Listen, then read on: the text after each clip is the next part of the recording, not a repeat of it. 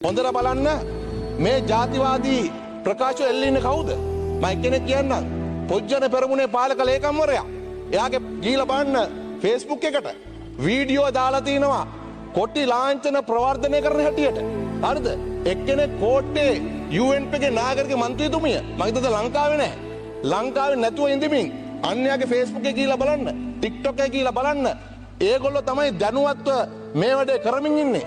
ඒ නිසා මේ අත්තරගණින් කරලා තියෙන්නේ පොලිසිය විමර්ශනය කරලා මොන නීතියෙන්ද අධිකරණයට පමුණවන්නේ කියලා පොලිසිය ඉඳු කරයි. අපි භාෂණය ප්‍රකාශනය ප්‍රජාතන්ත්‍රයට ගරු කරනවා. අපට විරුද්ධව ජනාධිපතිතුමාට විරුද්ධව අග්‍රාමාත්‍යතුමාට විරුද්ධව අපේ මේ හැම දෙනාට විරුද්ධව ඔබතුමාලා අපහාස කරලා ඇති. ඒව ප්‍රශ්නයක් නෑ. අපට නැති දේවල් කියලා ඇති. හැබැයි මතක තියාගන්න දේශපාලන අරමුණු වෙනුවෙන් ජාතිවාදය පාවිච්චි කරන්න එපා. ඔබතුමාලා දන්නේ මේ පාවිච්චි කරන්නේ. සමහර අය මේ ඡන්ද ඉල්ලපු අය. ඡන්ද ඉල්ලන සූදානම් කරලා ඊට පස්සේ සිලින්ඩරේ.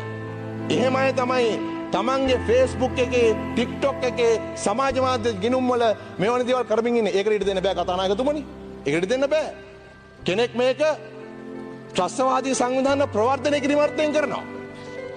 2011 අගෝස්තු 29 එවකට ආණ්ඩුව ගහපු ගැසට් එකක් තියෙනවා ත්‍රස්තවාදී සංවිධානවල ලාංඡන කොටි පතාක ප්‍රවර්ධනය තහනම් කරලා. හැබැයි ඔය මං කියපු කට්ටිය ගිණුම් වලට ගිහලා බලන්නකෝ දැන් තියෙනවා නම් අයින් කරගත්තේ නැත්තම් පෞද්ගලික දවස් දෙක තුනේ. ඒගොල්ලෝ තමයි LTT කොඩිය ප්‍රචාරය කරලා තියෙන්නේ. ඒ ලාංඡන ප්‍රදර්ශන කරලා තියෙන්නේ.